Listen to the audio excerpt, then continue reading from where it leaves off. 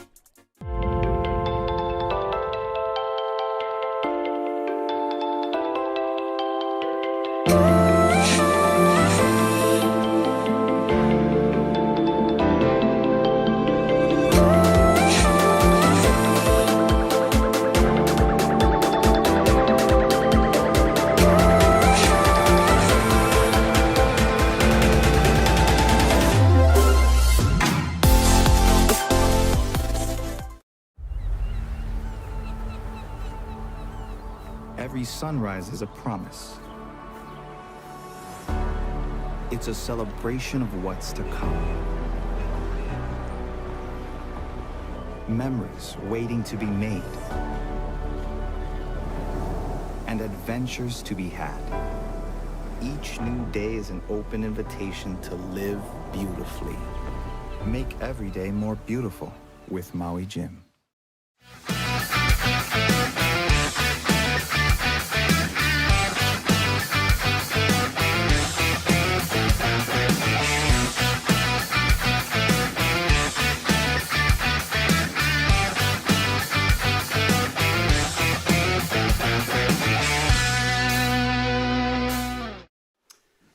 Welcome to ABT Live, number 36. Been a couple of years we've been doing this now, and we have a thing at ABT, I suppose. If you hang around for too long, you're going to get given a job. Well, Timmy, you've been hanging around at the back Rapala for about a year now, and you finally got yourself an unpaid job on ABT Live. Well done. Yeah, well, what all your ex-employees say about you is true. Yeah. Pay shit. Yep, and pay is rubbish. And you know what they do say also? You pay peanuts, you get monkeys. So there we go. Thanks for joining us tonight. A bit of co-hosting work. It's mainly because both myself and Nicole, who's producing this, are pretty sick of my voice. I'd rather be sick of another voice as well, and yeah, possibly one I'm related to. So yeah, let's do it that way. So look, I'm going to get a bit of your input tonight. In particular, later on, we're going to talk to you about some of the Rapala baits and bits and pieces in the Rapala Bass Australian Open, which is our next event coming up. But it's been a busy time, and it's a busy time coming up. We've just come back from the Bassmaster Classic trip. When ABT launched the Bassmaster Classic trip, would have been 6 months ago, I reckon, that Nicole got organised 20 tickets at the right price and some great accommodation in Knoxville, Tennessee to see the Classic. I don't reckon any of the people who responded thought it was going to be as awesome as it was. Like, Bass looked after us. We had the front row seats in places. We had... Aussies sort of dominated a lot of in the cheering department. We were 30 or 40 real noisy Aussies. It was great to be on the boat marshalling Carl for the first day of the Bassmaster Classic, and then of course to have Gussy, who we all stayed at a house with on the Barra tour last year. Tell us how good it's been Barra training for these Bass Elite pros. Mate, it was unreal.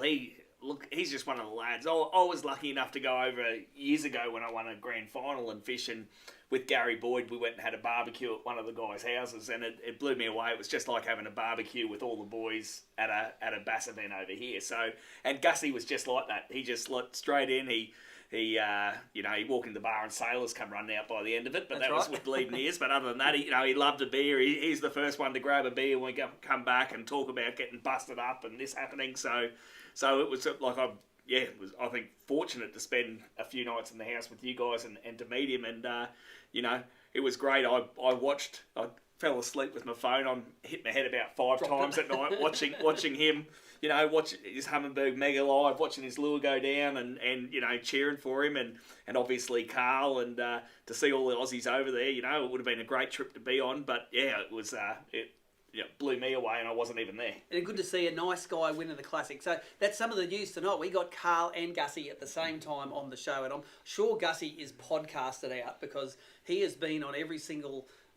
everybody who's got half a podcast has had Gussy on in the last week, and I'm sure he's tired of doing it, but he dropped everything and he jumped on with Carl, and we got a half-hour story with them tonight. Talking a little bit about the Bassmaster Classic, but mainly talking about Barra because Gussy is got the fire burning to catch more Barra.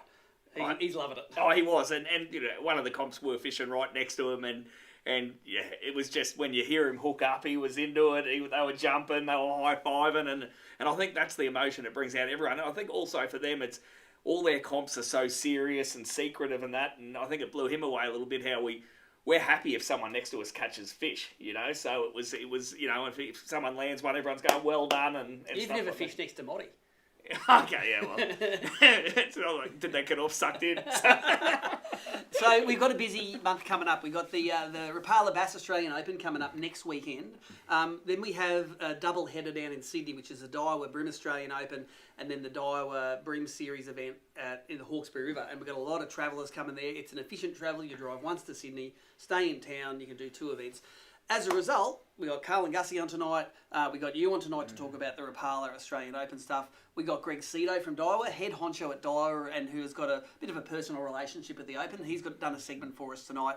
And we're going to drop into renewed ABT member retailer Adam Costa. We all know Adam's pretty fiery, but we got him on tonight giving us some of his tips about some of the baits that people are going to use and what Daiwa products are kicking goals for them at the moment. So, as usual, we have competitions. I've got 3 great prize packs tonight. I've got 1 pack from Atomic here, which is some of the Atomic Barra lures, including like the ad you just saw, some of the reel baits, some of their hard bodies, a cap, bits and pieces in there. We have a Daiwa pack here with a couple of sneaky Halco TB55s in there, a whole lot of bait junkie package in one of their Daiwa wallets, and we also have a Barra pack here from Zerek. These are some of the leftover packs that the team's got at the Venom Barra Australian Open. There's about half a dozen Barra baits in there. We're going to give that away tonight as well. But the first one we're going to give away, of course, it's our standard competition on ABT Live. It's tell us where you're from. So whether you're watching on YouTube or Facebook, put the comments down below. Nicole will randomly pick one of those channels and randomly pick a person. Sometimes she has been known to pick a person that's got a clever comment. I think last time someone gave their GPS coordinates. That will not work this time. You need to be something original. So let us know where you're from. If it's clever and it sticks out, all the better. Nicole tries not to be biased, but she is. If it's funny, she probably got a better chance of winning a prize. So that one is the first competition we're going to give away tonight. Tell us where you're from. Throw it in the comments below. I think there's nothing much else to talk about, Timmy, apart from the fact that I've got a new baitcast outfit here. This is something that... I'm serious about the Bass Australian Open because I actually went pre-fishing. I think it's the only bass tournament I've ever been pre-fishing for. And I was actually Barra fishing last week, and you came into the office and stole some top secret stuff Exactly. away. So I went to so the way it works out, and if you saw the preview video for this live show, Rapala works out the back, and they've got a rack of rods. I think I call it the staff rack. It's all the rods that are there for staff use, but there's also prototypes in there. So when Timmy was up Barra fishing, I went in and the boy said, "Oh, yeah, just take whatever you like." So I grabbed this wonderful look at it. It's a Fate V3 13 rod, and man, it is my favourite baitcaster in the world now. It must only weigh like 250 grams, that combo. I can fish 20-pound braid on it, and I caught plenty of bass on it the other weekend, so I'm in love with this now, and they don't come out till later in the year, do they? No, so these ones here, so they do the Fate V3 baitcast rods in the States, and we got the samples of them out, and a lot of their stuff that feels really glassy, it's really parabolic, and doesn't really suit our style of fishing. Sounds good to me, though. But this one here, so this one's been made for us to our specs. We really love it. It's we've got about 5 or 6 bait casters in the range coming out. They probably won't get here till after, but yep. Proof's in the pudding. Yeah, you love it. I love it. That's paired with the Seeto, which is our lightest bait cast reel. So it's only 164 grams for the reel. So. I think it's and that's 164 grams, another maybe 100 grams max for the rod. Yep. And it is. It's a 250 gram outfit, and I think it's cool because it's got like tattoos on it. That's the thing. It's like Jake the Moose was a fishing rod. That's what he'd be. So, look, without any further ado, we're going to drop to the story we filmed with Carl and Gussy. They were both on a bit of a high after the Bassmaster Classic. Let's see what they've got coming up. So, usually on ABT Live every week, we get a couple of decent anglers on to tell us what's going on. I reckon these two guys qualify as decent. They're the only two guys I interviewed recently at the Bassmaster Classic Media Day. I didn't just have a shot at. I had two bets, and one of them came good. Welcome, Gussy. Welcome, Carl. What's Hey, up? mate. Good to be I here. noticed, Gussie, you live basically at the North Pole, and the sun isn't down there yet. Tell us what time of the day it is. Yeah, so it's 8:14 p.m. Monday night, and you can, I'm in my shop here. It's probably pretty reflective, but sky's pink. It's almost dark. This time tomorrow night, I'm going to be out on the ice. We're going to get one last ice fishing session in before Thursday morning. I'm going to hit the road for South Carolina, and we get the elite season rolling again next week. So looking forward to getting back in my boat and kind of being in a quiet place, happy place. The last 2 weeks have been crazy, kind of.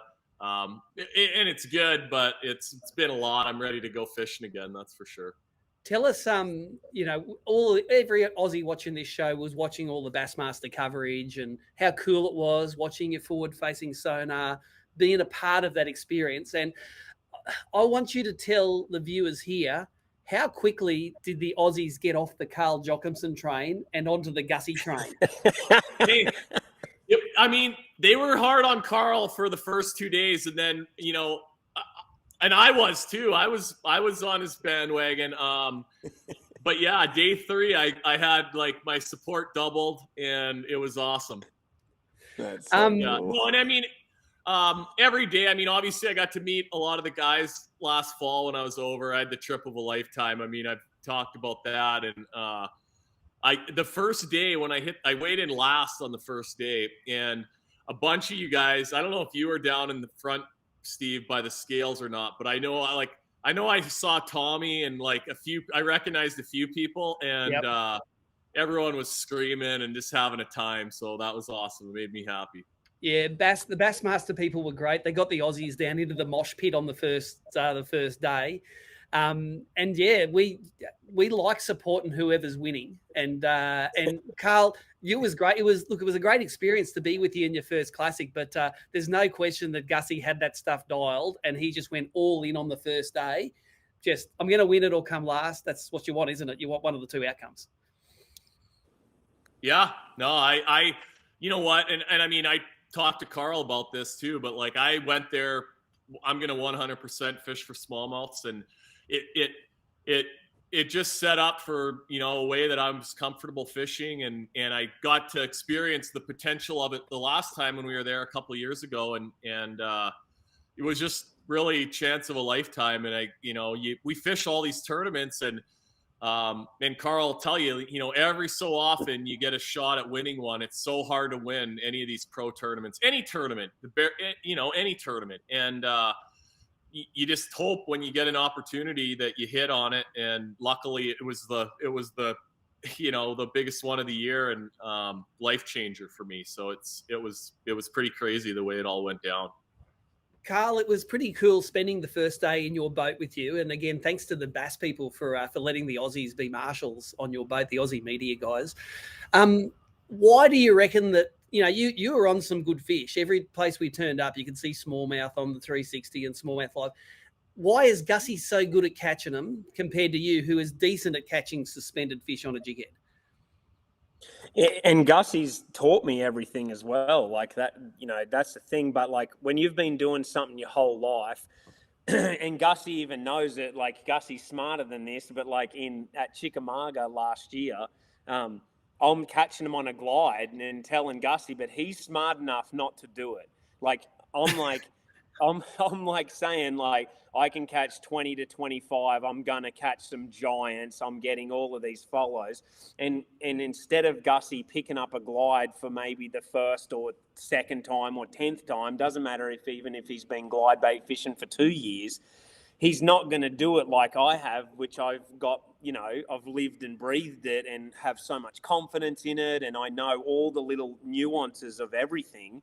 And that makes a big difference. Instead, Gussy went out and he threw something different around similar areas and had like a really good tournament and caught him.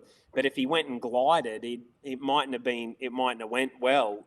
at all, you know. And that's just how it is. It's like you can understand it and be a really good fisherman, but unless you know those little tiny things, like the one thing that I didn't know about the deal was like the way the knot was tied in the head and keeping it vertical. And the first year they followed me up a bunch and went back down. And, you know, to me, Gussy knows the attitude of the fish when it's sitting there, when to lift the rod, when to leave it sit there, when to not move it, when to slightly shake it, when to change colours, when to do a different head, when to stop the bait and let it fall. Like, like people are seeing Gussy catching them. That's a lifetime of knowledge that he's utilising. And Gussy not got lucky, but what I'm happy for Gussy is that mainly when he won the elite was like he gave up a lifetime of knowledge in 3-4 days. Just bang, here's the whole world, see what I've been doing since I was a kid, and I've mastered it, and I've spent literally maybe thousands of days on the water doing this. And now he's got to win, because if he doesn't, he hasn't capitalized on all of that. And luckily he won.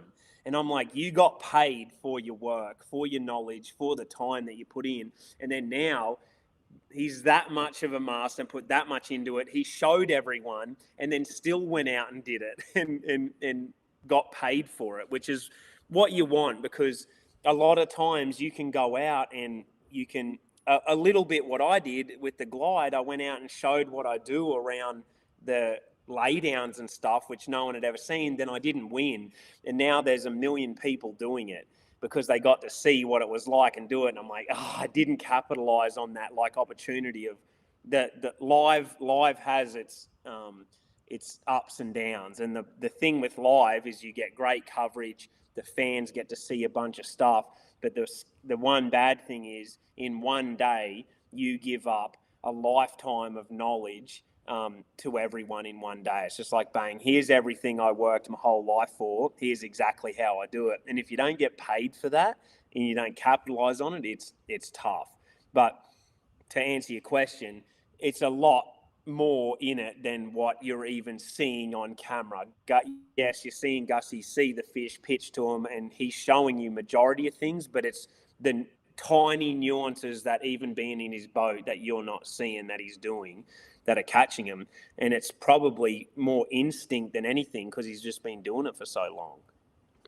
Yeah, no, for sure. And a lot of the little things that I do, I guess you just take for granted. And like back 2 years ago, like the knot thing, like I every time my bait comes out of the water, I mean, if you watch live, you see me 100, 200 times a day, just making sure that knot is straight.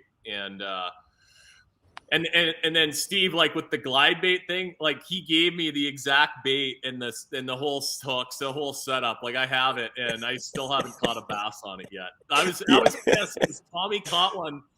Carl took Tommy last week, and he caught a big one and had a bunch of life on it. And I'm super jealous because I haven't got to experience that yet. Do you own a bait caster rod? I can run a bait caster, yeah. Yeah, he's good. A bait caster one. This is exactly what it's like. When I'm fishing a glide and a fish comes and shows itself and starts looking at it, I've seen it so many times that I know the attitude of the fish, whether to chop it really fast and make it to react or keep it going slow for a bit further. And that fish has got this attitude, how close it is to the bait. Gussy's seeing that exact thing on his graph. He's seeing it. He's like, and live has amplified that tenfold because now he's seeing the speed that it's coming, whether it came off the bottom really slow, whether it's sitting way back from the bait or it's charged up on him. And there's hundreds of little nuances in there that he's like all judging. And it's the same with anyone that's a specialist in one thing. A guy with a spinnerbait, a flipping guy, they start to catch fish and then it clicks and then they know I've seen this 1,000 times. Now I can just go and it'll just happen naturally. Gussy, tell us how crazy has it been in the last couple of weeks? Like how sick are you of sitting in front of your computer here? And would you rather be throwing a Mollix at a Barra? Oh, you have no idea. Yeah, I mean, it's been crazy the last couple weeks. Like I said at the start, I can't wait to get back in my boat next week. And there's about like 5 people who, if they call me, the phone will get answered. Carl's one of them, and Shelby's one of them, and maybe my parents, and not many people beyond that are going to get an answer next week. So, no, I mean, it's all good. Obviously, if people want to talk to you and all that, there's lots of, it's good. It's lots of opportunity, but it's been a lot, like, just, yeah, I don't know how many interviews I've done, but lots in Canada, quite a few across the US, and you know, it just is part of it, is what it is. But I think, like, I'm jealous of the guys like back in the 90s that won the Classic, because they got to go do all these appearances and get paid a bunch of money. And now with the internet, I mean, it's just, you just go and do all that kind of stuff, but there's not the, you know, there's not the same return on all that. Tell us sort of on your time. Yeah. Tell us logistically how it works. They give you the big, like, Happy Gilmore novelty check on the night. When do they give you a check for $300,000, or does it just turn up in your bank account? What's the machinations of that? Yeah. So just a sec. He's got to get a big check, isn't he? Yeah, so in Canada, they accept these. So I'm just like, he's showing up to the bank bring like that that. into the bank tomorrow, and they'll be good with it. No, they gave you the little check, or when I got the night or the Champions Toast deal at the start. Chase Anderson, the owner of Bassmaster, he gave me the check right at this when I walked in there. Yeah. Really? And then you had about 20 drinks. Did you lose it? Did you put it through the wall? Shelby, no. Shelbs took care of that check right away. No, it was sitting on the table, and it was a $300,000 check, and then they were like, "Oh, there's this other one for your big bag," and it was like nearly $10,000. And Gussy's like, "Oh yeah," and I'm like, "There's the Barra tour, just your big bag check." And they put it on the table, and I forget who it was, but like like everyone's having a drink, and like Gussy's taking photos, and people are putting beers on that table, and I think it was Mercer or something was like, "I think you need to get Shelby to take the $300,000 check up to the room." Yeah. Yeah. I kind of just, to be honest, I kind of just wanted it to sit there so I could look at it a little bit. Yeah. I noticed that both of you boys have good managers. Like Carl, who was on to Carl. Like, I noticed Carl sort of ghosted us when the party started to get serious and the trophy went for a walk up into town. I noticed Carl, even Mercer made his way up the hill, but Carl was just sort of slunk back into the bushes. Yeah. I mean, it was probably for the best. You went on that walk, Steve. It was probably for the best. He made a good decision there.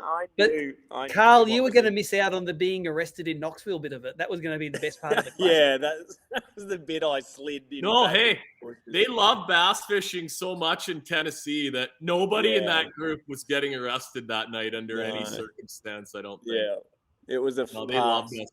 It was a free pass for the week. The get out of jail free card. Dance cap. No, but like the Aussie chant like continued up into the streets, and like I wish I was there for that. Taking turns carrying the trophy, like it was just it made it extra special for me. It was so fun. I reckon Tommy Wood snapped his doodle off about 20 times carrying that trophy up the road. Like he got thrown in the deep end. He has experienced the great part of it. He now has to do all the hard work to get to even within sight of that goal. Yeah. Well, he's with one of my buddies from home here is fishing that open. So I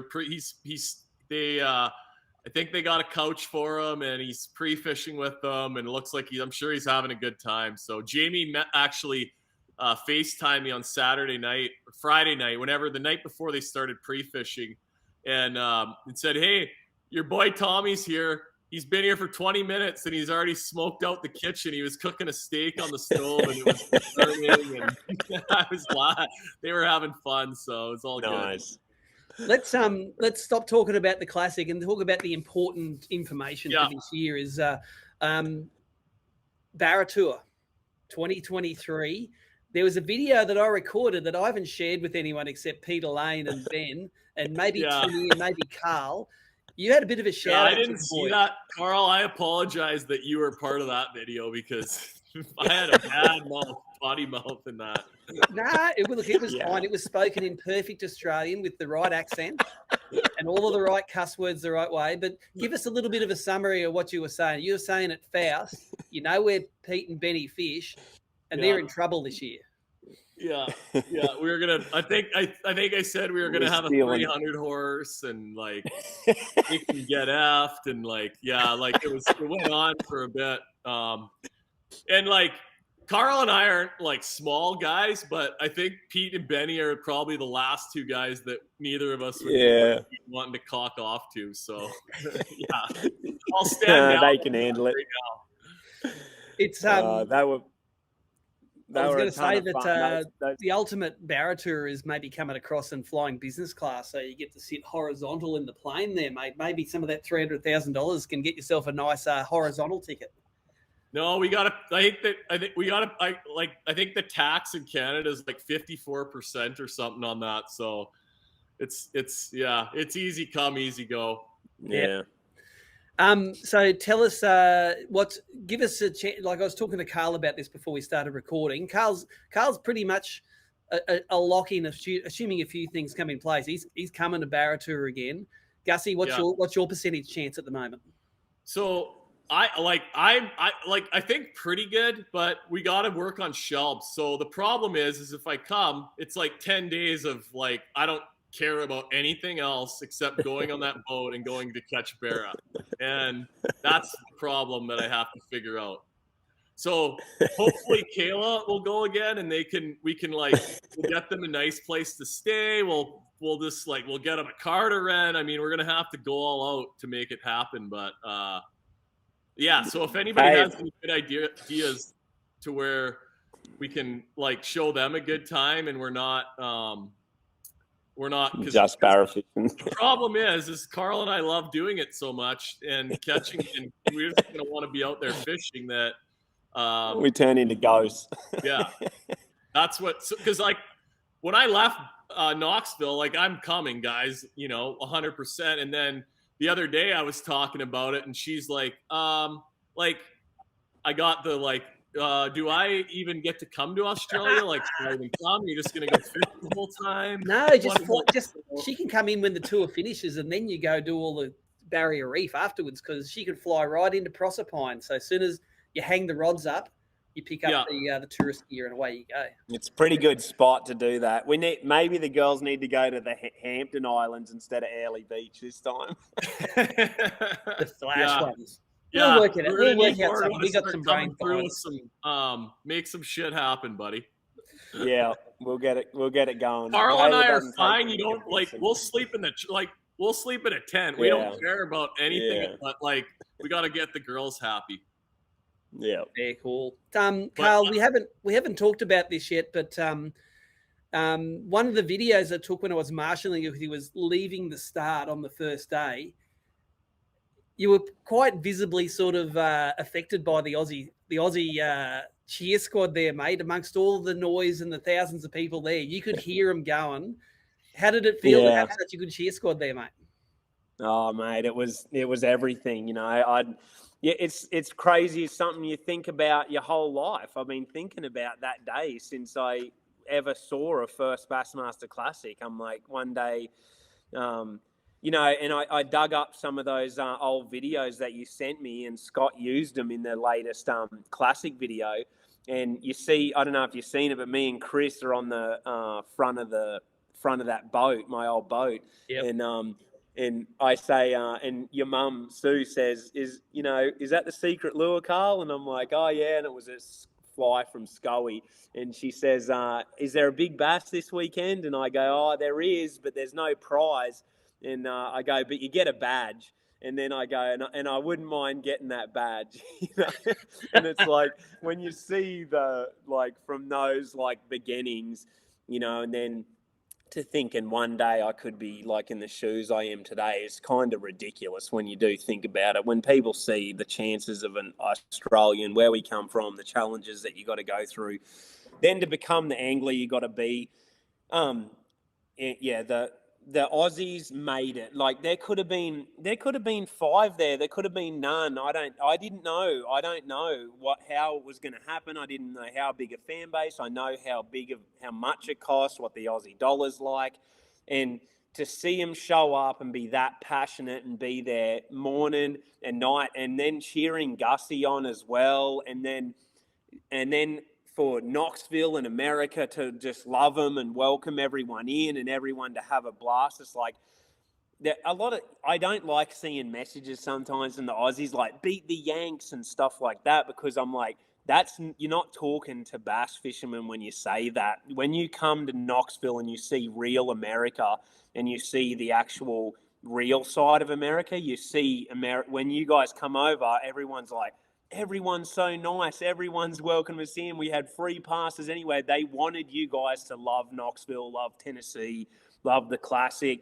Bassmaster wanted you to enjoy it. And like all of that together, I was just so grateful and happy for, because it was Gussy winning was just as good as me winning. I was so happy for him, because I know, like, watching the Barra Tour videos and me and him just having a blast, and I watched this video, I'm like, he's going to be a world champion in 3 or 4 months down the track. We both didn't know that. That's crazy to think about.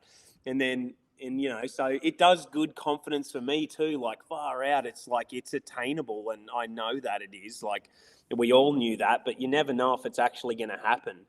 And so the whole thing was incredible. There wasn't a single thing. I couldn't say like I didn't fish good. I couldn't say I like let nerves get to me. I couldn't say that anything like affected me in any way. I soaked in and enjoyed like every single moment from like start to finish. It was really cool. Have you made mention to the other elite pros of how good a bit of off-season Barra is for your seasons? Like now we've got a world champ and someone second in AOI. All it took was a little bit of Barra take and drag, and pow, you're there. Yeah, I reckon there's plenty wanting to come. It sounds like pretty cool. Gussy, you have through your winter, you have a lot of time to contemplate maybe potential tactics for the following year's Barra Tour. Are there any baits that are sitting in your mind just going, you know what, I wish I threw that last year. I'm going to take it this year. This is really going to work. I've got a few I got a few musky baits that I'm going to bring. But I think we had some baits we liked, but some of them got broken. Yeah. We needed to beef them up a little bit. And, we learn, Carl and I learn everything the hard way. So yeah, too, like, but no, I had a blast. Like that was some of the funnest fishing that I've ever got to do. And, I can't wait to come and do it again. Wait till you catch one on top order, mate. You're going to be stoked to do that. He got a couple blow-ups, so we got a few blow-ups, I think, one night. Yeah, I had one big blow-up on Kinchin the one night. Sounded like someone dropped a car on his lure. Yeah. I talked to Mercer. We were going back and forward the other night when UFC was on, and I'm like, Gussy needs to shout as first class, and he's like, hell yeah, he does.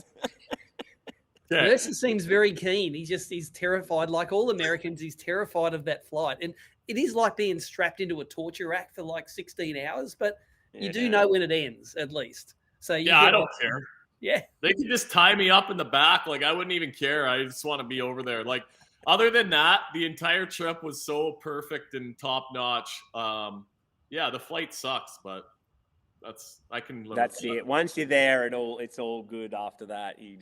But like the only thing that worries me is like, 1, the fishing was phenomenal. 2, we had all the gear, and I had Lake Master, so we had like all of these things, and we did have a like exceptional trip. Although like it is like that majority of the time, but you can run into where like it is extremely tough Barra fishing. Like there has to be a warning there somewhere of like it can get to where 1-2 Barra could win it, over a night or two. So like it's a bit like Florida where the giant cold front come in, and it's like it can just shut them off. And then, but like you and me just hit it. All the things just lined up to where we just literally hardly had a bad session. Yeah, no, for sure. Cool. And it can be tough. I don't care. I'll still have fun. But yeah, one bite changes it, and you're just having fun fishing as a team. We don't get to do that much over here, so like getting to spend that much time in the boat, just figuring stuff out, and just just talking crap and having fun. It's like everything about it's fun. Our tournament director and the girl behind this podcast, Nicole Smith, who we all know, she does all the hard work for all of us here. She knew Gussy was a good guy at this point. We have a party night on the Barra tour. Everyone gets a little bit loosey-goosey, gets into costumes, gets out and does it. And she goes, there are only two people that sort of helped Nicole put up the decorations for the party night, because Nicole, respectfully, is a little bit vertically challenged. And Gussy, you were one of the guys who was, after an all-night tournament, no sleep, you're up there helping put up decorations. The other one was Rod Wormsley, actually. So Nicole gave you 10 out of 10 for being a good guy, because it's only the good guys that help her when they're sleep deprived. So well done, mate. That's a big tick in the books from ABT. I'll come and decorate the whole place next year if that's fine. Sign me up for whatever. I just want to come, and we gotta like entice shelves into. Does she like fishing? Why don't we get you fishing as a team together? Yeah, I mean, it's hard. I don't know if she'd be able to reel one of those things in. We need to get him out there. We do need to get him out there and just catch a Barra next time, because Kayla hasn't caught one yet. She did 6 days last time I was there, and she never landed one.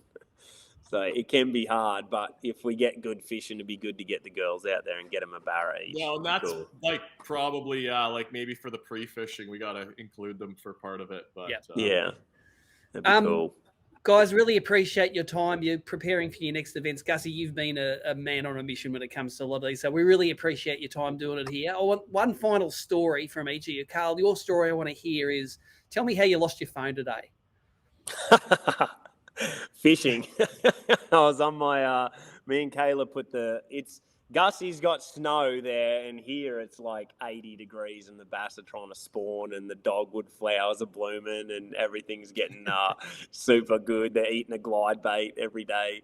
So we've been out on the water a fair bit, and we took the Hobie lynxes out today, and we had Riv out there, and she was battling me, and I knocked my phone trying to grab her, and it sunk to the bottom of our lake here, so it's gone. I'm messaging people off. I've got an iWatch, and I don't use it, and I'm using it today. It's come in savior.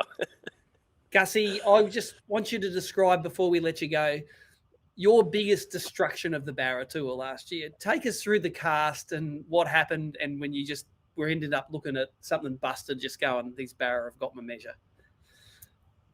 Well, the biggest damage happened at the end of Carl's rod on Teambra. That one there was two, but the one in the daylight, Oh yeah. That was the biggest one of the trip, I think. I mean, you never know, but it was like a proper one. And it was in some timber, and he had it like out, and like we were both about to like start high-fiving. Like he got it out, and it turned around, went back to the timber, and everything was broken about 2 seconds later. That Gussy's actual one, his big bust off lasted like 30 seconds. He went donk, and he got the bite, and he was like, "Yep," and it just broke, and then he wound it in, and it chewed through a 100-pound leader. He was like, "Really?" Remember on Teambra, it was just like on, off, and it was like 2 head shakes, and the leader was broken. Yeah. Well, we go back for him. They're a violent fish. That's angry. I mean, I don't know what other word to use. Violent and angry. I can't wait to do it again. Guys, thanks very much for joining us. World champ, second in AOY. You guys are carving it up. Appreciate your time. Thanks very much for joining us. Yeah, I appreciate all the Aussies that made the effort to come over. I know we've said it a bunch, but appreciate Steve and Nicole. You guys work so hard putting all those people together, managing them all, keeping them together, keeping everyone alive. And you guys showed a bunch of people the best time. So you appreciate everyone that supported me and Gussy over the last couple of weeks. It's been unreal. Awesome. Yeah, no, I can't wait to see everybody again. And yeah, I'll be back probably this fall for sure. Yeah. You know what Gussie will be like? He'll have a 4X gold in one hand. He'll have a really good coffee in the other hand, and he won't have any hands to hold his fishing rods with. Dude, I'm going to come over there, and I might not bring anything. Like, I don't even care. I just want to come and hang out with everyone, get a couple taps on that swim bait, and beat you and Nicole at least one derby, which shouldn't be that hard.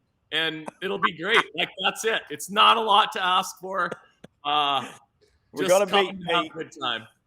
Pete. Got to beat Pete and Benny as well on Faust. That's our main. Yeah, Pete and Benny are. We're gonna go to their spot with live bait the day before the tournament. Do they bite live bait? Live bony breed. Yeah, that's what we're gonna do. Thanks, guys. Lay out. Let us make this absolutely clear. The days of wasted casts and missed opportunities are over. New Mega Imaging takes fishing into the megahertz range for the first time, because higher frequency sonar means higher frequency of this.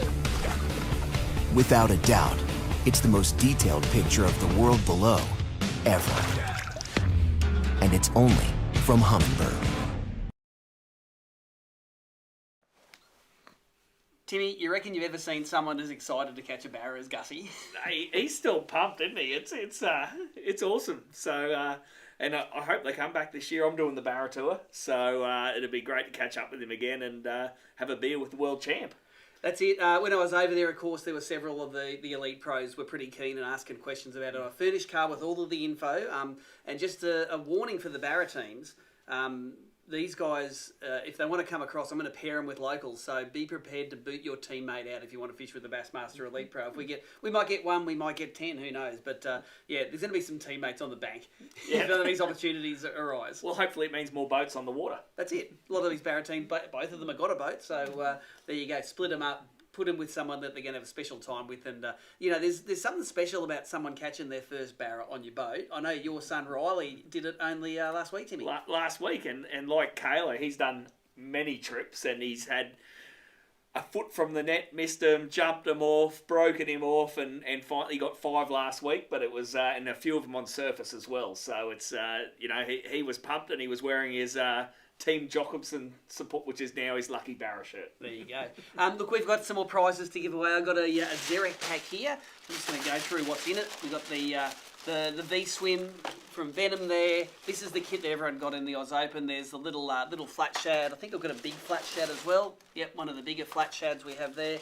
We have the dark ale, the live mullet, of course, which is the Awunga and everywhere East Coast staple for the Barra. One of the fish traps, of course, that I've caught heaps of barra over the years, and a Manic Vibe from Wilson. So there's well over $100 worth of baits there. The mechanic I've got for that is I want you to put in the comments below, whether it's YouTube or Facebook, who do you think's the better barra angler, Carl or Gussie?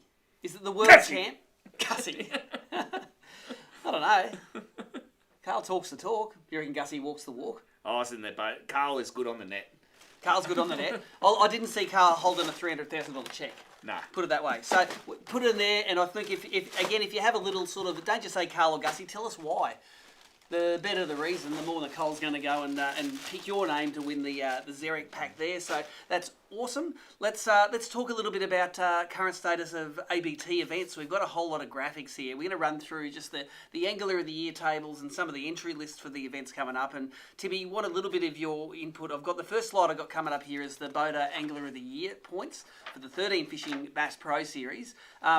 It's a bit of a who's who at the top of that list, isn't it, mate? Yeah, it's great from my point of view to see my 2 Rapala pros in the Bass, Mick Johnson and Matty Langford. Well, that's sponsor Karma. That is sponsor Karma. Mick's come on board fully with us this year, and I was pretty disappointed he got a second there and didn't win both Victorian events, but he's done a pretty good job. So no, that's good. But Coney's been up there in the last few years, done really well.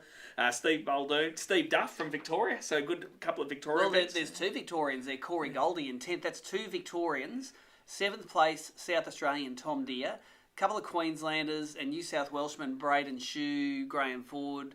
Look at that. It's an East Coast all-star cast in that AOY rankings. Look, I know it's only 2 events in for a 6-event series. But who do you think's sticking out to you? With your obvious bias, who's sticking out to you there? Number 1 and 2 will be there all year, and it was good to see that Mickey got a lot of his fish on the Jack Deep down there as well. So using the sponsors product and catching fish, and I think they'll be 2 to watch out for in a couple of weekends as well. Well, you know all about the boaters fishing that thing. Let's go to the non-boater AOY slide. Let's test you out here, mate. So how much do you know about the non-boaters? Tim Jones fished his first ABT event at Won It down there. He's leading. He's one of Dane Price's mates on the central coast of New South Wales. But tell us who else in that top 10 you recognise there. Look, we've got a 4-way tie for 5th at the moment on 188 points. Well, I know Nick Brown does a lot of the events, and I've met him at the few events I do. And his maps get langers across the line. That's exactly right. And, you know, I saw they made it all the way to the States for Carl as well, and he was looking at them as well. So I know Mal Draper, Luke fished, and he used to fish a long time ago. But other than that, I've been out of it too long. There you go.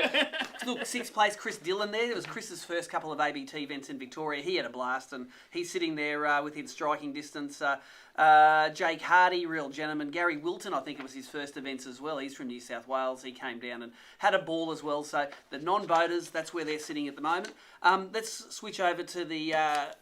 this will probably stretch you even more, the Angler of the Year for the Mercury Avatar Bass Electric Series. And by the way, we dropped a couple of Mercury Avatar videos recently. We had our hands on them. We've got an interview with one of the guys in charge of the projects on the Fishing Monthly YouTube channel. But also today I did a bit of a range test on those avatars. 8 kilometres at 8 to 9 k's an hour if you go for an hour, but if you ease off to 50%, that range goes from 8 kilometres to like 25 kilometres. So it's like all lithium battery powered things. If you don't step on them real hard, man, your range just exponentially gets bigger. So I'm pretty sure it's confirmed we've got the Avatar on the Bluefin P95 for the prize in the Bass Electric Series this year.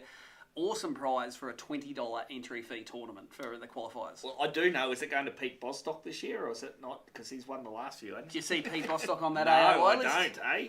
There you go. So, look, Harry Harbin leading at the moment. Good, keen, young Gold Coast angler. Son of Jamie Harbin. And Yes. I think probably grandkid of maybe Gary Harbin, who we know from the early days. Early days, Gary was, I know him from the early days of the Bass Comps, and probably for the first 5 or 6 or 7 years, he was pretty much at every event, so from out at Moree there. So, and I think Harry and that live down on the Gold Coast now. There you go. And Sean Ezzy second. He's, I think, the mayor of North Pine Dam at the moment there. He's ballsy. He fished in his electric boat in the Australian Open last year or the year before? 2 years ago. When it was at Wivenhoe as well.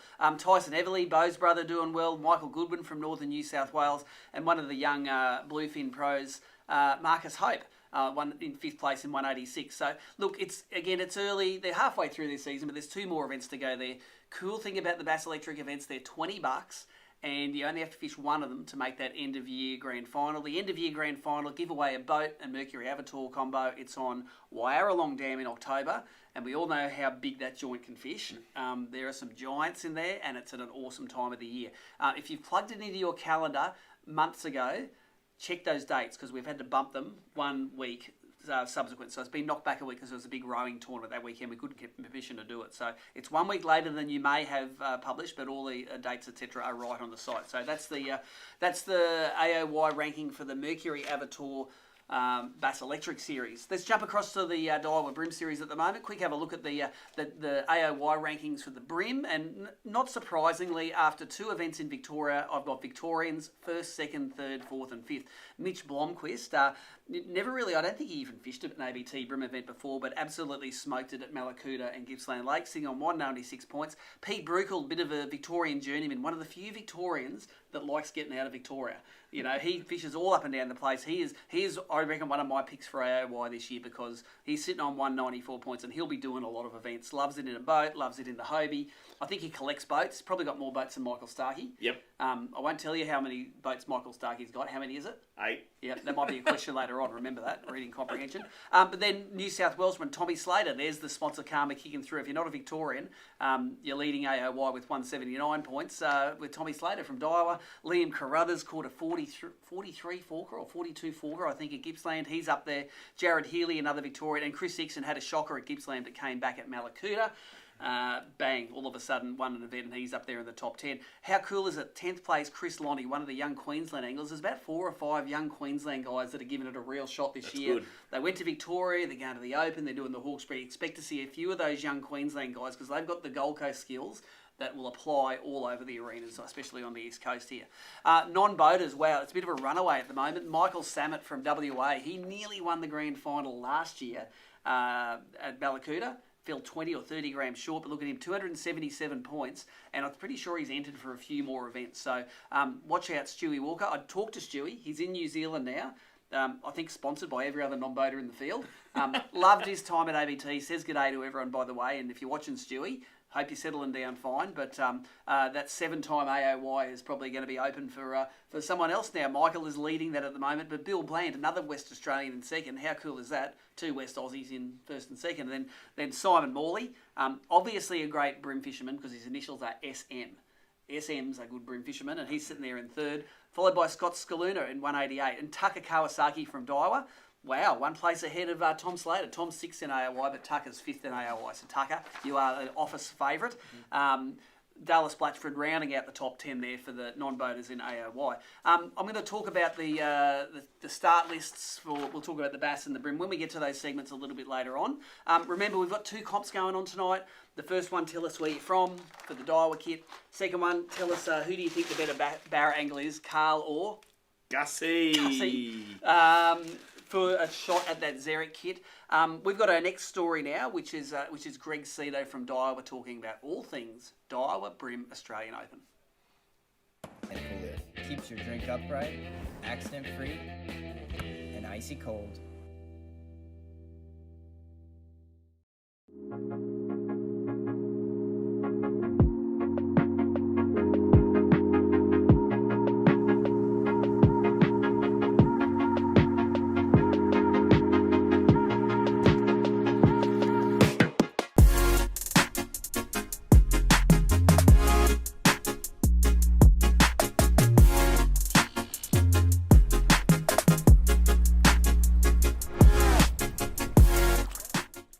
So we don't muck around at Daiwa. Daiwa, of course, one of ABT's biggest sponsors. These guys sponsor the Daiwa BREAM Series and, of course, the hugely popular Daiwa BREAM Australian Open. Top dog, Greg Seeto, welcome to ABT Live. Nice to see you, Steve. We've had a long history through bream fishing back from the days when you morphed from destroying 4-wheel drives into fishing, probably thinking it was going to be a cheaper hobby. Yeah, I thought it was going to be a cheaper hobby. I think I was just considering this, reflecting on it. I think it was 2006. The first event was a non-boater event on Sydney Harbour. Yep. And that was probably the last time we ran a non-boater event on Sydney Harbour. Sydney Harbour, of course, being an iconic bream venue, a magnificent fishery, but a real bastard of a place to run a tournament because there's not very good waterfront facilities that aren't controlled by the Harbour Foreshore Authority that want the coin to do it. And just for your own information and for the viewers' information, when we ran the grand final there in 2009, our rental fee for a little bit of space in Darling Harbour to put up a few tents was $13,000 back then. Yeah, wow. So, it's sort of rocking a hard place. You want to go there because you want to drive past the harbour bridge, and that's what it's the great imagery of the harbour, but holy mackerel, set foot on land and Sydney knows how to get you. Well, I guess that's what you get paid for, right, Steve, to overcome all those challenges. I think from a competitor's perspective, though, Sydney Harbour is probably the ultimate event location. I know, as a very green non-boater in 2006, it really opened my eyes, just the diversity of fishing in one place. And I think that's why it's a great venue for the Open, is because you can fish whatever your strengths are. And we've seen the Open won by nearly every technique over the years. We've seen it won on crankbaits. We've seen it won on top water, crabs, plastics, whatever your poison. Your brother Ian, I didn't want to bring this up really, but on the trophy behind me here, there's a couple of Ian Seetos there in 2012-13. He won it on the G-head rig little spider grubs, I remember, and did it 2 years in a row. So really mastered that technique. Whatever you're good at, you can win the Open with it. Yeah, well, I think I fished the Open I'm going to say about 6 or 7 times, and I think I used one lure the whole That's it. time. So, you know, it is what it Still is. have a little fat crankbait along the front of the marinas, and Exactly. and from memory, you were a bit of an expert in shooting out to an early lead and doing really well, but then burning those fish on up, and there was no plan B, was there? Yeah, I think it's called choking, actually, Steve. No, it's just no plan B. Like, you know, just be to the Bassmaster Classic. We saw Gussy didn't have a plan B. If you commit to plan A, that's how you win the big events. And of course, the Daiwa Australian Open doesn't fit into the Angler of the Year. No one's fishing for points. You can't qualify for the grand final with it. You're there to win this thing. This is not the one. This is the Hawkesbury River one. But you're one of those with $5,000 on it is what you're fishing for. And it's one of those events, 100% payback. You've got observers there. You sort of feel like a bit of a rock star because, you know, we had 6,000 views on that live scoreboard last year in only 2 days. All your mates are seeing how you're going live. It's one of those sort of events where, you know, everyone's always keeping an eye on it. It's during the week, and I'd like $1 for every person wasting time out of their workday just clicking on that live scoreboard and seeing what happens. Do you do it? Do you check the live scoreboard? Of course I do. Of course I do. I want to see how everyone's going, just as much as you know, every other fan out there. Let's talk about this event. We've published it, but we probably haven't publicised it lots. So this year it's a hybrid event. So we've seen the strength of that live scoreboard in the past when we run the tournament solely on app, and we had to run it solely on app for a few years, especially through COVID. It was a good way to run it through those COVID years.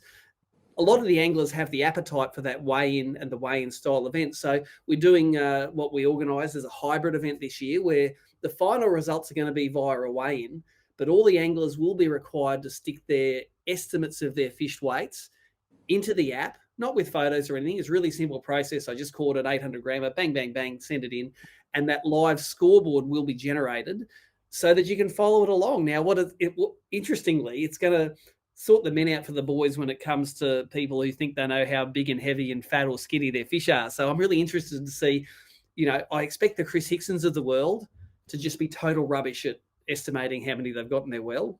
And I expect some guys that, you know, by nature weigh their fish anyway to be spot on and know exactly what they got in the box.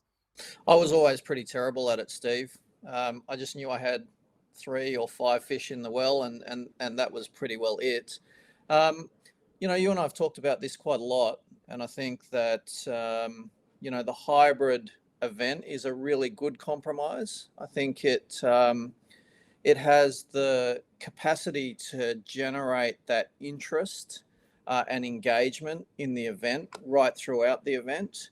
But it also has, I guess for the angler, it also has, you know, the hands-on interactive ability to, you know, come and really engage yourself in the process during the weigh-in, and I think that's a really good compromise. I think it's because we know sort of what's going to be in the live wells too, we can probably stage manage that process a little bit, run a hot seat, and they can get their 2 minutes of fame in the sun.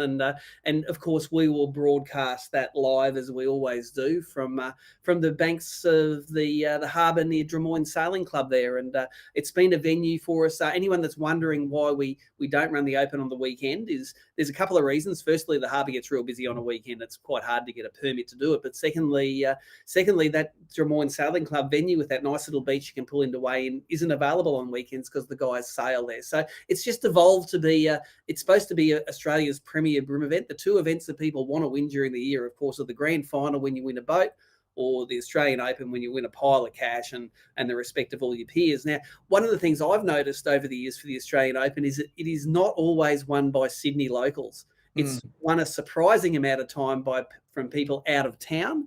And I think it's really great this year. They've got a few Victorians entered this year. There's a whole cohort of young Queenslanders coming down to have a crack at it. It really is a bit of a mixer event for all of the people in that central meeting point of Sydney. And yeah, the locals don't always come through. I think it comes back to what we were discussing earlier, Steve. I mean, there's just so many ways to catch them in Sydney. And I think, you know, one of the things that is really evident about fishing Sydney Harbour over 3 days is, or 4 days, including a pre-fish, is consistency and being able to find those fish consistently.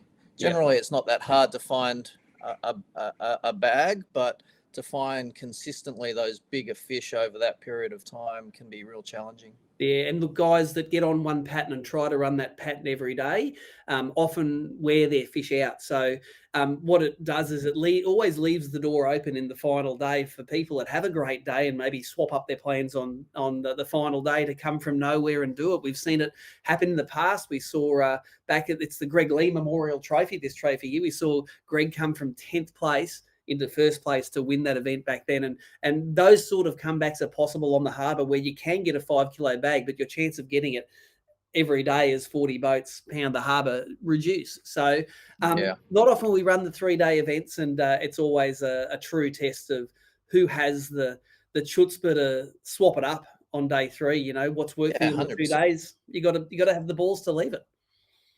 Look, and I think also, you know, the decision making on day 1 or day 2 has a very big impact on what happens at the end. What was the year that Ian won the first event? The first time he won? 2012 it was. 2012. So 2012, I think I was leading going into day 3, or I was a couple of grams behind maybe Russell Babacule going into day 3. And, you know, I left fish on the flats at the back of Iron Cove there that, you know, I'd upgraded maybe 2 or 3 times, 3 or 4 times every year. It's probably a few more, but anyway, you know, but I left those fish thinking I'll just come back to them tomorrow, when, you know, in hindsight, I should have just smashed the bejesus out of them and really just sort of taken a lead into day 3. But, you know, those decisions, they have the ability to really hurt you. Well, and it seems like the ability to haunt you as well, mate, because it's 11 years later. But see, now this is going to be one of the beauties about this hybrid event, is that, you know, me leading into day 3 in 2012, no one knew what fish I had until I came back to the weigh-in. So I guess if you're really following the event, it really gives you almost a front seat view of what's going on. That's right, in the kinetics of it, because we see every time with these live scoreboards, someone will race out to an early lead. So, and you always got to watch out for the guy that catches a couple of kickers but hasn't got a full bag, because they're the ones that have that capacity to really go jumping up. And I admit, when I fish at app events, I love keeping an eye on the scoreboard when I'm idling somewhere, where I'm, you know, if I've got a bit of dead time where I'm traveling, I'm always driving along and keeping an eye on it, because I think it's a part of the strategy of the event as well. Interestingly, we just came back from the Bassmaster Classic, and I marshaled with Carl for a day. Those guys not only don't want to look at it, they are not allowed to look at it. You're not allowed to tell the anglers what's going on. And at the end, as soon as the event finishes, as soon as they've checked in, bang, they get their phone straight out and they're on Bass Track. So they're really interested in what's going on, but they've trained themselves to ignore it during the day. In Australia, we have the ability to look at it. We can ask our observers, say, you know, who's leading on the thing. And I think it just affects your strategy, not in a location choice. Like, personally, I'm not an angler that says, oh, Jamie McEwen must be smashing him at the reef, I've got to go there. But if I see I've got a kilo lead over the rest of the field, maybe I will pull off my fish a little bit.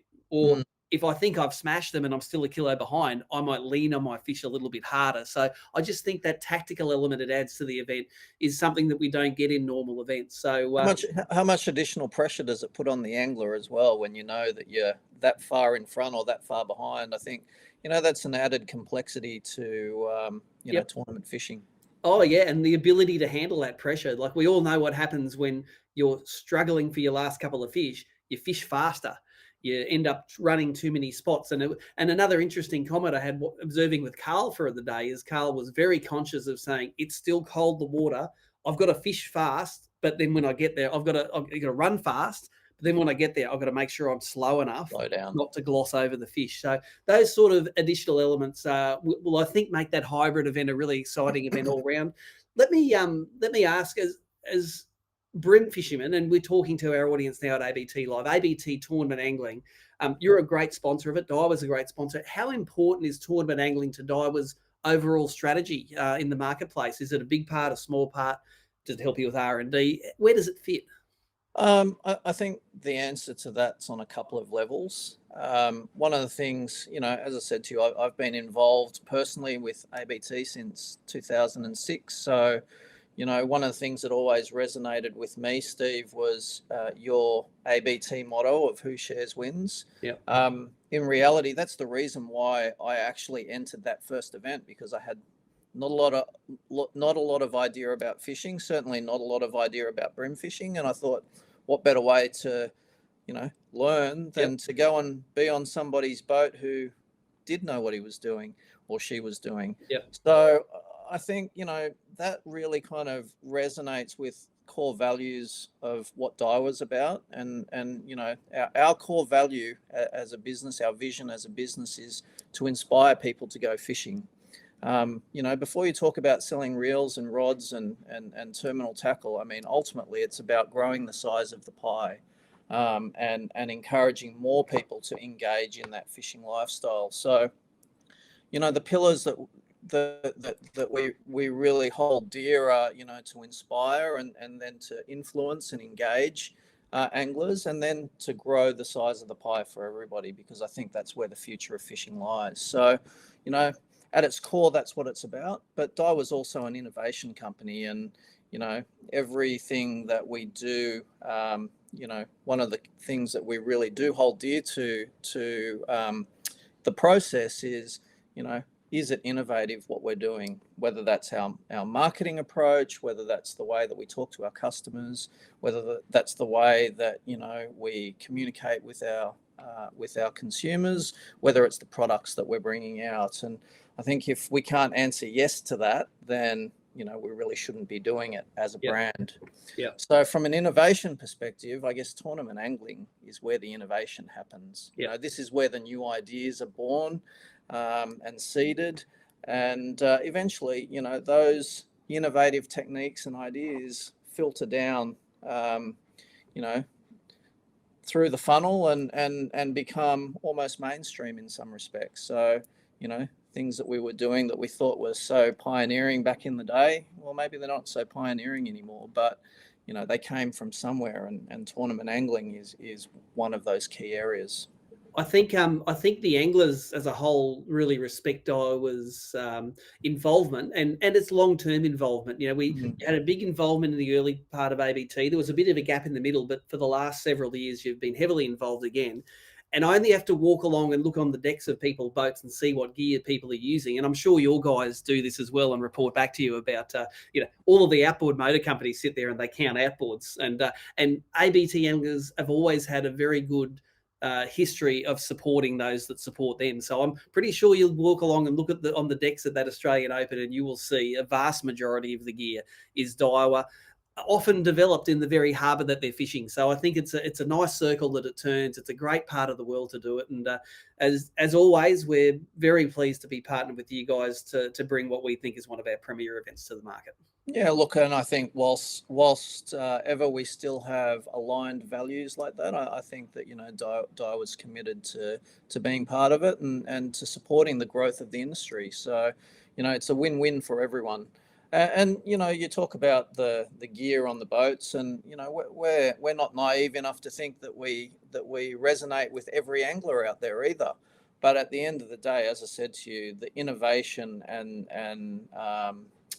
the excitement that comes from that filters through to the rest of the industry, well, that's important. And if we're doing our bit to grow the size of the pie for everybody, then I think we're doing our bit for fishing. That's awesome, and a very altruistic view.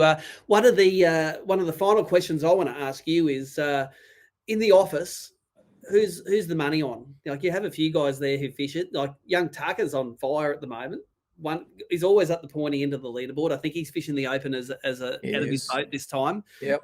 You got Tommy, who probably designed half the tackle that Tucker's using. Tucker would have designed the other half of it.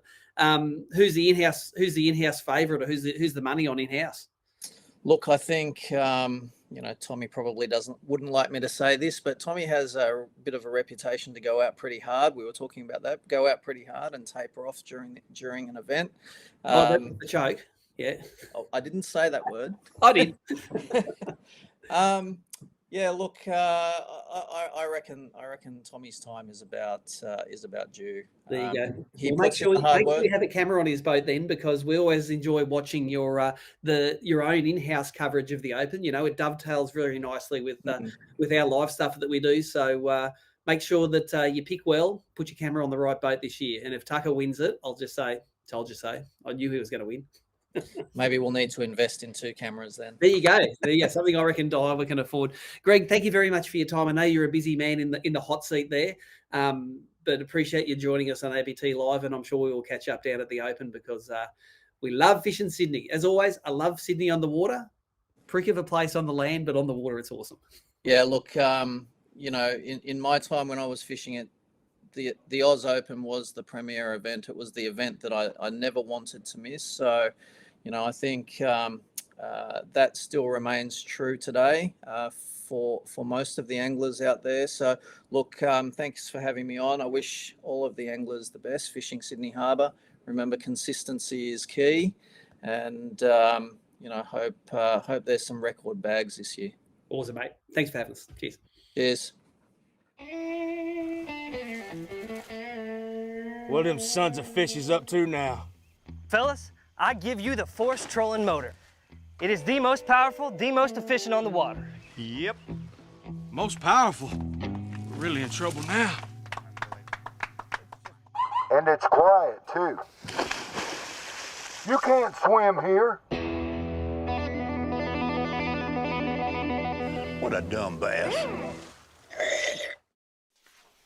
Well, there you go. Thanks, Greg, for your time this week in recording that segment. And I've got the starting list. Nicole, if you want to bring that up on the screen, the starting lineup currently for the Daiwa BREAM Australian Open. We have 23 anglers registered at the moment. Look at that, all the way from number 1. Hope that stays number 1 by the end. A couple of Queenslander, South Australia, New South Wales, Victoria. So all 3 of the eastern states in the top 5 anglers there.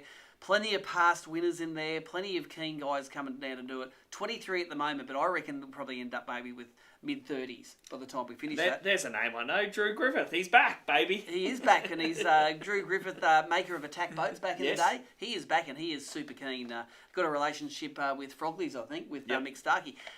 My segue there is into the atomic comp. I've got some atomic baits here, some of their real baits, some of their hard baits, and atomic cap, etc., etc. Thanks to the guys from Froglies Offshore for that. So the mechanic I've got for this competition is, how many boats does Mick Starkey, owner of Froglies Offshore, own? Wow, we let that slip earlier, didn't we? You got hosting nailed, Timmy. It's all great. So let us know in the comments. Copy other people's answers if you believe them, if they've got it right.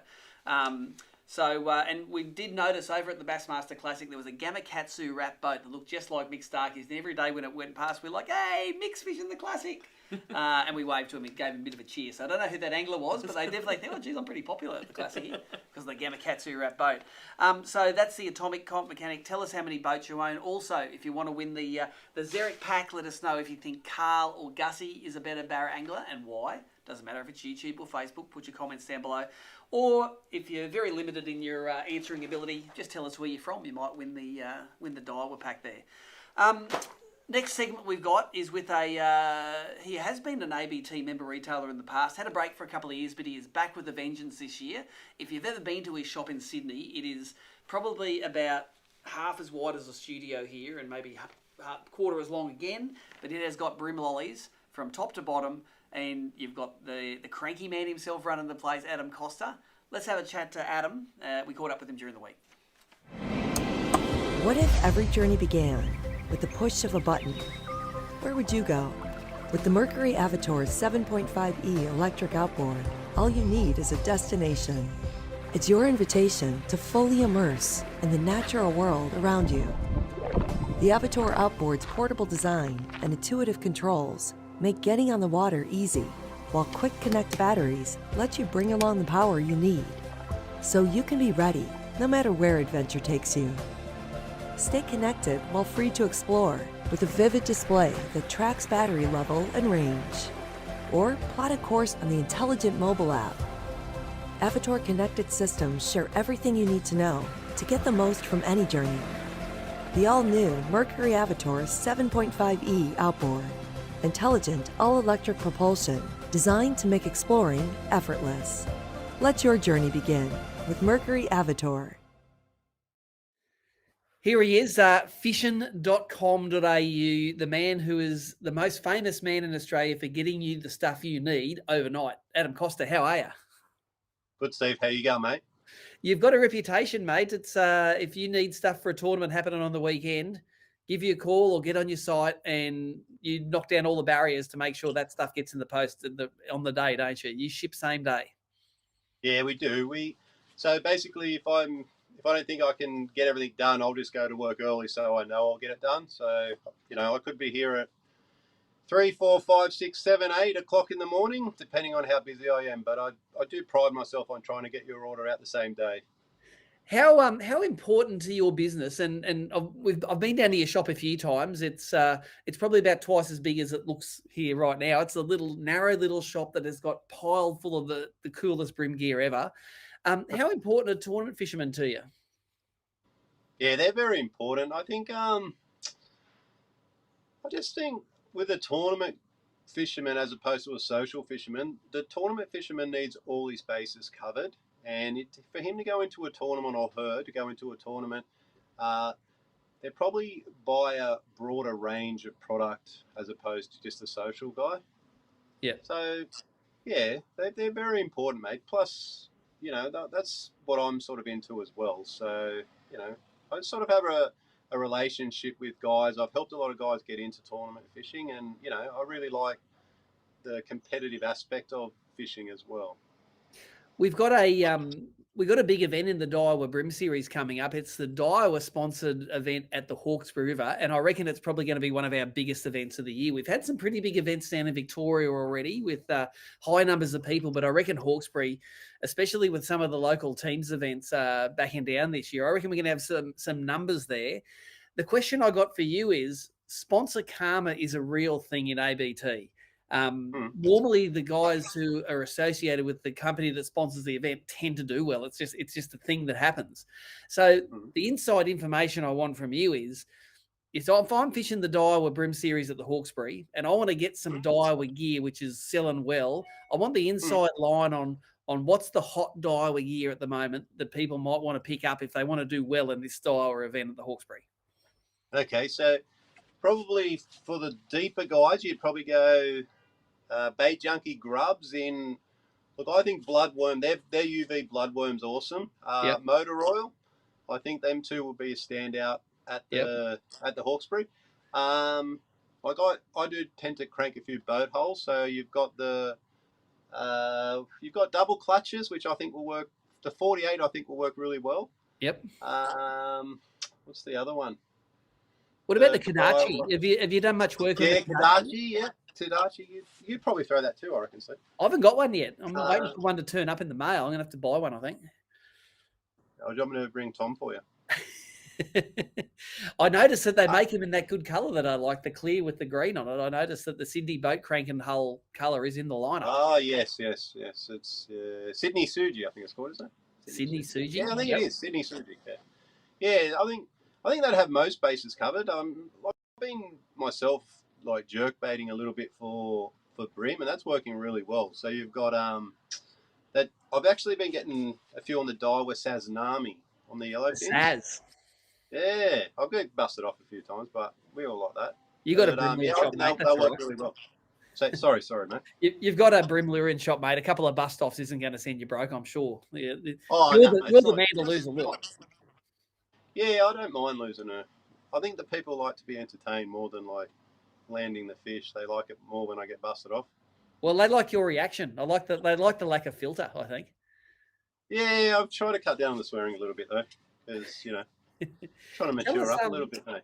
The new I got Tommy lent me a couple of the Daiwa, the SKs, the skeleton grip rods, and I used them down in Victoria, and they're actually, I really liked a couple of them. Are there any of those that are your favourites at the moment? I noticed you've used a couple. Yeah, I have. I've got there's 4 in the range. I've used all 4. So the 610 I use for, trying to get the fish out of structure. I use them on vibes, plastics, jerk baits. But for me, The best rod in the range is the 722. It's because I've been using a lot of River to Sea Baby vibes, and just the action that gives on the lift is really, really good. So the 722 is, for me, is the standout in that range. The 7.3 I just use for OSP bet minnows exclusively. I agree with that. I found I thought it was going to be too long for a bent minnow rod, but for some reason it just works well with bents, doesn't it? Oh, it does. It gives a really, and it's enough tip just to give the action as well. So and enough down low to get the bigger fish away from the structure occasionally. Yeah. Cool. In the Daiwa reel range at the moment, what's the best value if you've got a non-boater which might be gearing up for that Hawkesbury event, wants himself a nice reel that's not going to break the bank? What are they going to buy? I think you're going to buy an Infeed X. Yep. I think best value for money reel by a very long way. What do they retail for? $229, I want to say. Yep.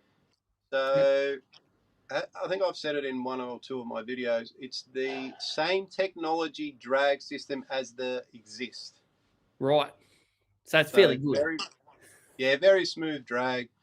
Like from 229 up till, let's say, a Seeto, all the reels in that price range are exceptionally good value and exceptional reels, in my opinion. And for people that don't know, what happens in reel technology is it normally gets launched in a top-end reel, and then every year it seems the technology goes down the line and you can get it for cheaper and cheaper. So you get lighter, better, more functional gear for better prices every year. Yeah, 100%. Yeah. When we look at probably when you started doing fishing.com.au, the top of the line reel would cost you $800, and now a $200 reel does it all as well, doesn't it? Oh, 100%. Yeah. I reckon I've still got all my old reels though, Daiwa ones, and they still work pretty well. But I was going to actually send them all into Daiwa and just give them away to a few younger anglers, just to get them serviced and then give them away. But I can't find them at the moment, to be honest. There you go. They'll be somewhere, mate. They'll pop up, and there'll be a whole lot of young kids that are super happy for that, mate. I've got one more question for you about the Hawkesbury event coming up. You normally would keep an eye on all the local events and what's happening and who's your tip for the Hawkesbury? Like Michael Colatouris won it last time we were there, I think. Is he a shoe in to do it again, or is someone from out of town going to do it? I don't think anyone can be a shoe in. Just personal opinion. Just you need a little bit of luck. You just need to land probably one or two big kickers, and you're right. And it's not always it's not always if the fish goes the right way, it probably changes your tournament, doesn't it? If it doesn't go back in a structure or comes out into the open. So I would say I'll back in Mario Vukic. He did well last year at the Hawkesbury, came third in his first time there, and man, he can lock into something and whack him, can't he, Mario? He's pretty dangerous. Have you seen his reflexes when he sets the hook with a cranker crab? I would. You know what? He must love an app tournament, because I reckon as he hits the fish, he gets 2 centimeters longer. I like that one. Got to hit him hard. In the non-boater side, who have you got that might be fishing in the Hawkesbury event who you think's a bit of a dark horse in the non-boater side? Because I can officially let you know now, Stewie Walker has exported himself to New Zealand. Yeah. No Stewie. Yeah. I spoke to Stewie probably a month or so ago. Yeah, sad to see him go, but but not for all the rest of the non-boaters. No, I think. Oh, but how about we go? Mate, I really have. I'll be honest, I haven't really checked it. Is Taka Kawasaki fishing the boats or non-boaters? We'll have to ask Nicole that. I know he's fishing the Australian Open in a boat, and he's a Daiwa guy, so that's sponsor karma. I reckon if he's in the back of the boat, he's been going all right, eh? He knows how to catch. So I'll back him in. There you go, mate. Well, that's a smart pick. Sponsor karma kicking in for all the people getting ready for the Open, getting ready for the Hawkesbury event. How do they connect with you, and how do they partake in all of the lollies behind you on the wall there? Online, www.fishin.com.au, or in store at Shop 18, 29 Kiora Road, Miranda, 2228. 5 days a week. We don't open Saturdays, but during that time, if you need me to run in and get something and give it to someone to bring along, happy to do so. There you go. That's the sort of service that the guys expect from the ABT member retailers like yourself.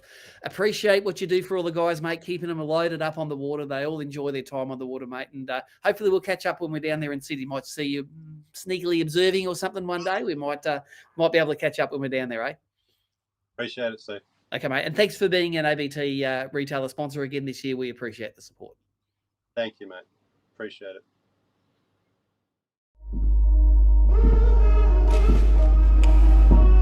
There's a moment when you're faced with a challenge, and just solving the problem isn't good enough. We accepted that challenge and pushed well beyond all expectations. Even if that means breaking the rules and shredding apart all conventional ways of thinking, all in the name of creating something truly remarkable. We started by developing next-generation brushless tech, which produces the most commanding propulsion ever with supreme efficiency.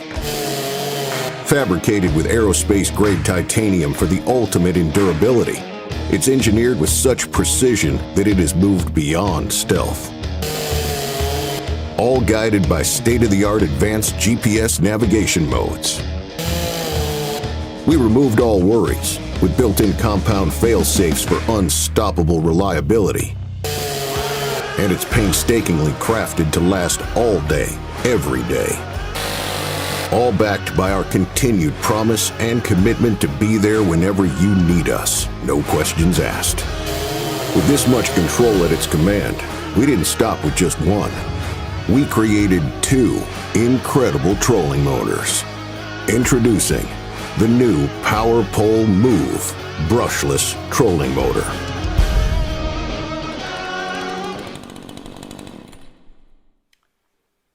And if you haven't caught it, we did a segment on that Power Pole Move at the Bassmaster Classic Expo. It's on the, pretty sure it's on the ABT YouTube channel. Popular video on there. Man, those things are small and powerful. Great to have Power Pole as a sponsor of ABT through their main distributor now, I think, which is Min Repairs and Servicing in Upper Caboolture. So, Troy, thanks for your support. You're going to get that stock any day now, I'm sure, and you're going to have those the ultimate troller motors on the shelves. Got a few questions in the comments just asking about the hybrid event. Maybe dig a little bit more into it. Let me explain exactly how the BREAM Australian Open is going to work. You're going to keep your 5 fish in the live well, just like a normal tournament. We're going to weigh them at the end, and your result's going to be come on your weight, as normal.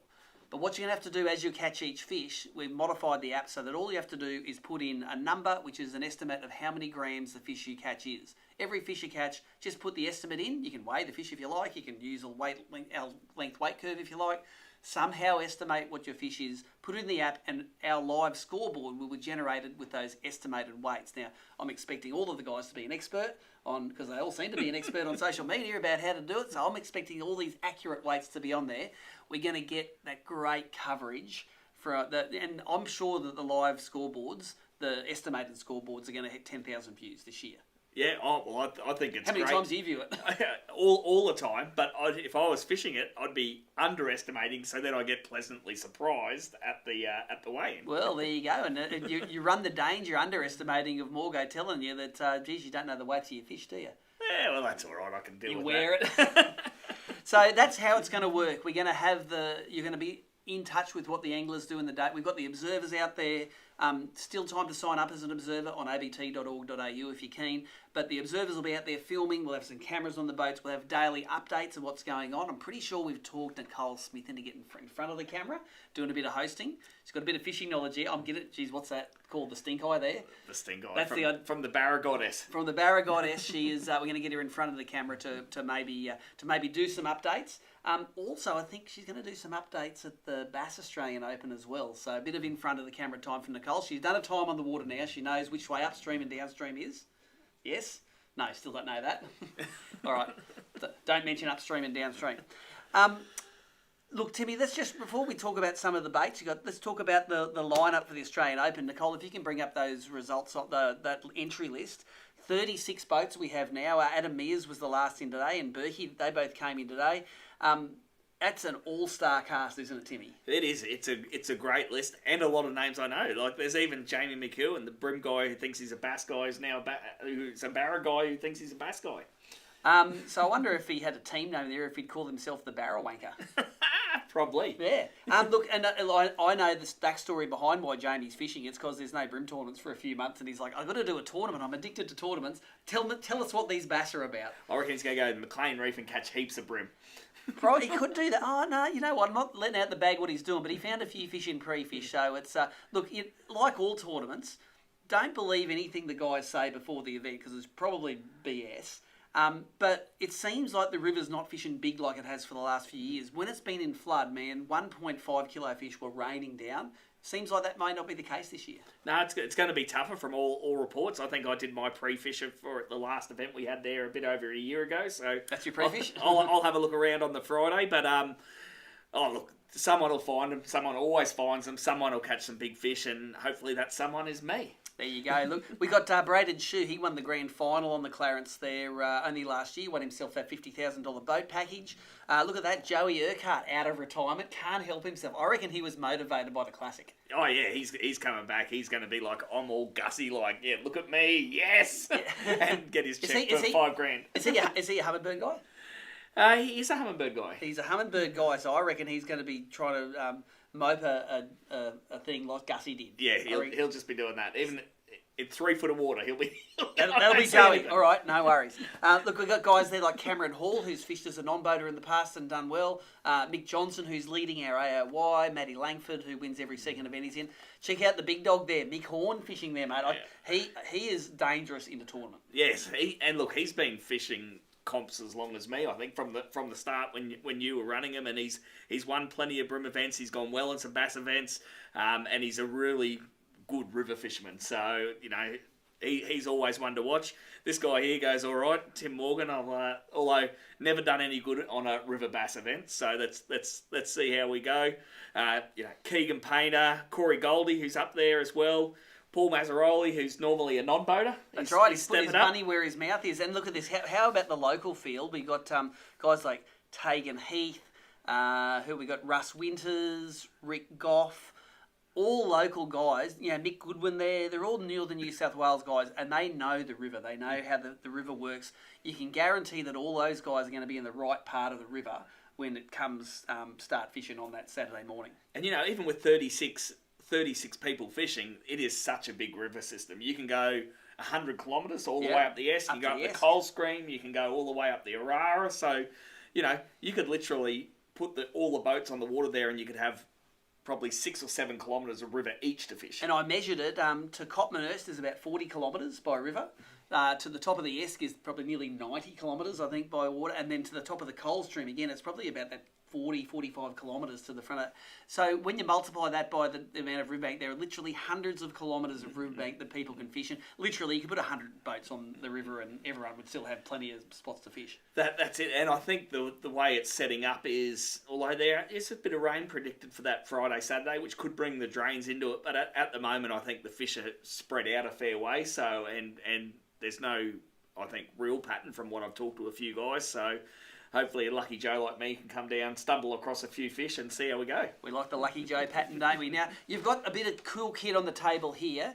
Run through some of the kit, because always when Rapala sponsors an event, they throw a bit of swag for the observers. The observers will get a nice little kit, and I'm not sure, Nicole, we've shut observer entries now, I think, too. We've got plenty of observers for the day. But the anglers themselves get some swag, and this year, I guarantee it's all swag that they haven't already got. 100%. It has actually set up perfectly for us. We've got quite a few new lures coming, all pretty much bass related, and they actually landed in the country today. So we can't get them till they get delivered to the warehouse, receipted in. So the guys are going to get stuff that's not even in the tackle shops yet.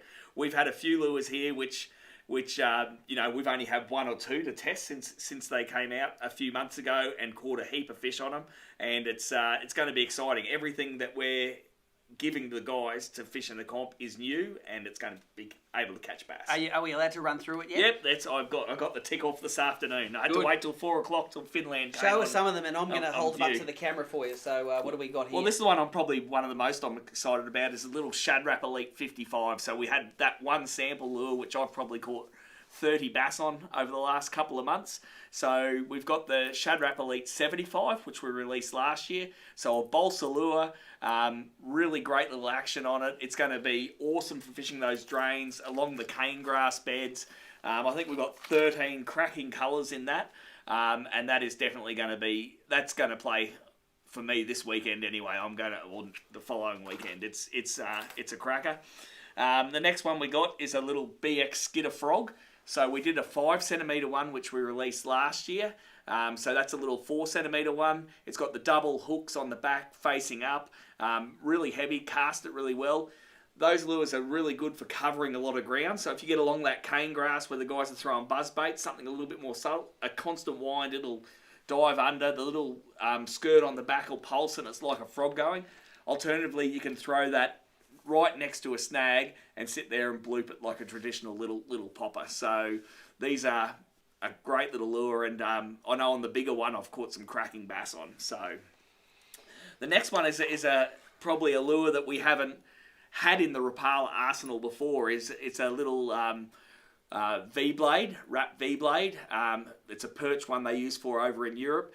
We hadn't even got any samples of these. I've swum it in the pool. It's a cracking little lure. We've got it available. I think it's got a 3.0 hook on it in 10 grams, 14 grams, and 21 grams.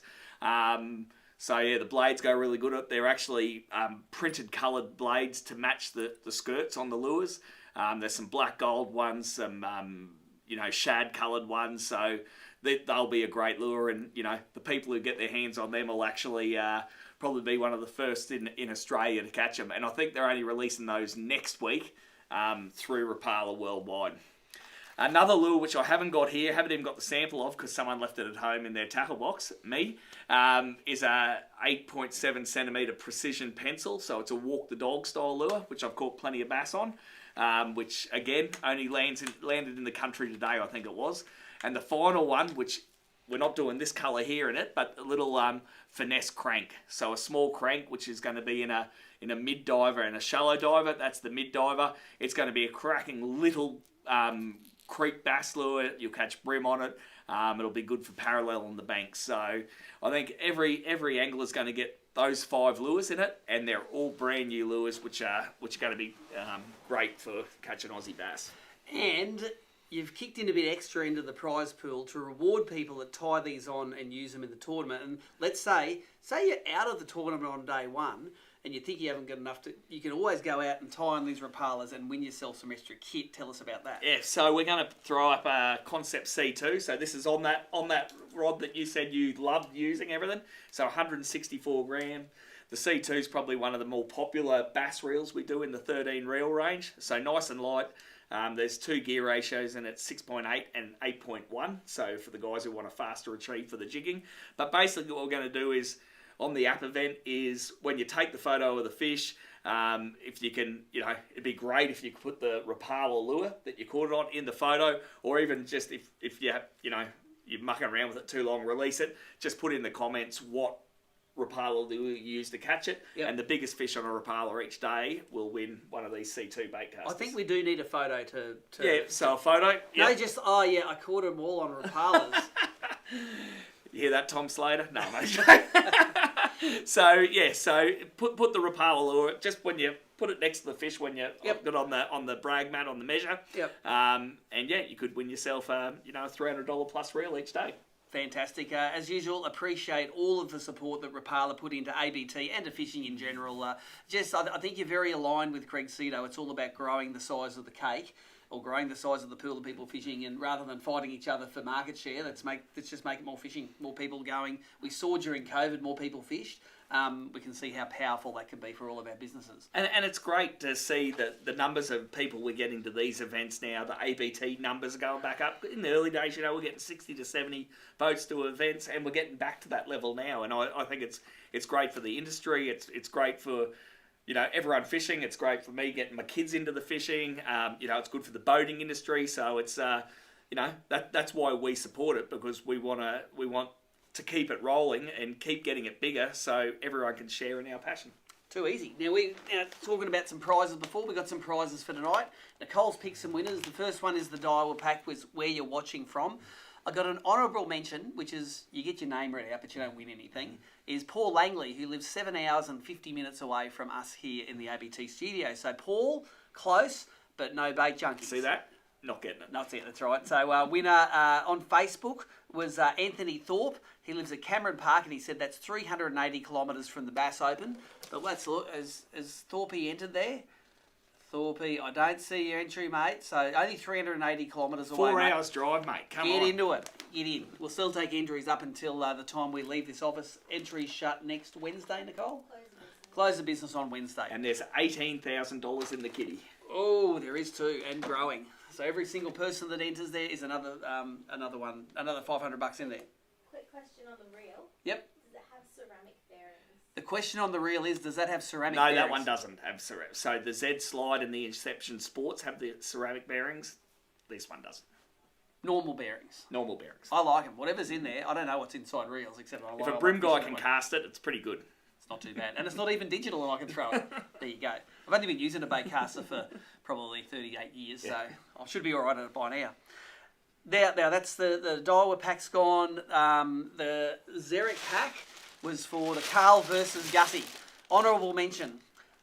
Old splinter ass Mitchell clone. He was sitting on the fence a fair bit, but he did give some good names. He said there was going to be a tie, but the Barra Beast instead of the Wallabeast, and the Barra Leopard instead of the Snow Leopard. Good on you, Coney. Close. Who told you those names? You wouldn't have thought of them. Nah, someone else would have. But anyway, so for that, Coney, you win nothing. Winner from YouTube, Michael Capilli. He says, Carl, because an Aussie catch an Aussie fish is going to be the way to do it. So good on you, Michael. We are going to, all of these guys who win, I think we got Thorpe on file. Michael, you might be an ABT member. We might have your address on file, but just send us via a Facebook Messenger. Just shoot us your address you want us to post this to. We'll get in the mail tomorrow. Thank you very much. Now, the Gamakatsu, or sorry, the Atomic Pack. Just pull out the baits that are in there, Timmy. I'll make you hold all of the opposition's baits. We've got the real baits. Look, if Starkey's caught fish on these, they must go all right. Yeah, there you go. Spoken from true authority. Got an Atomic cap there, and you got yourself a couple of hard baits and one of the soft baits. Brad Anderson. You knew that Michael Starkey's got 8 boats, so you win yourself a prize. So, Brad, if you want to reach out to us, you were watching on YouTube, but if you want to reach out to us on Facebook, shoot us a message with your address, and we're going to get those prizes out to you tomorrow. I think that's it for the show tonight, Timmy. Thanks for helping us host. And, man, there's a lot of fishing coming up, a lot of events coming up, and I reckon we're going to have, through the Open, the Rapala Open, Hawkesbury, we're going to have like 20,000 people visiting our website in the next month. It's going to be a big month for tournament fishing. It's great, but I'm still waiting for the Barra Tour again. I can't wait. I'm like Gussy. I'm hooked. I want to go back. Yep. And bit of the backstory is last year, Timmy goes, I'm going to come and do the first 2 events and then I'm not going to go to Faust. And we go, Timmy, you're going to want to do Faust. And you go, nah, got to go to work, This year, doing it all. Going to Faust, doing and it all. Tinaroo. And Tinaroo, yes. He's in for the whole lot. And they used to call it in the print media, it was called Barra fever. You get Barra fever. Once you catch a few Barra, you just got to catch more. Look, I haven't been Barra fishing for at least a week now. I know, you're probably withdrawal symptoms. Withdrawals already. And you're going to have Riley. How long till Riley's... Well, you can fish Barra Tour with Riley if you want, because it's a teams event. How long till Riley's old enough to fish an ABT non-boater event? Another 3 years, and he's at me all the time. Surely, because Uncle Steve runs it, I can go earlier, can't I? No. Riley, I like where you're going, but we're not that dodgy at ABT, mate. I know how old you are, right? I know. All right. So, look, that's all. Thank you very much, Nicole, for putting it all together. Thanks to the guests. Thanks for Gussy especially, because I tell you what, he is sick of doing podcasts. We're going to wrap up this show, post some prizes, and next time you hear from ABT will be just before the Rapala Bass Australian Open on the Clarence. Hopefully we're going to get to 40 boats now. It's going to be a cracker. Pay down to 8, then 20 grand in the kitty. How good would that be? Be awesome. Thank you very much, and we'll catch you next time.